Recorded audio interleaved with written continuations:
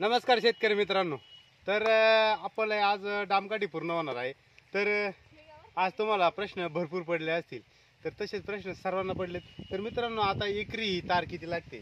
तर मित्रांनो, आज मी तुम्हाला सांगू शकतो, आज आम्ही एकरभर तांबाट्याची दामकाठी केली आहे. तर आज आम्हाला तार 70 किलो लागली, पण ही 4.5 फुटी सरी असल्यामुळं 70 किलो तार लागली. तर 4 फुटी सरी असल्या तर 80 किलो तार लागू शकते मित्रांनो. आणि ही काठी आम्ही जी आणली, तर 3 काठ्या आणि 1 कैची दिली आम्ही. त्यानंतर 2 काठ्या 1 कैची दिली.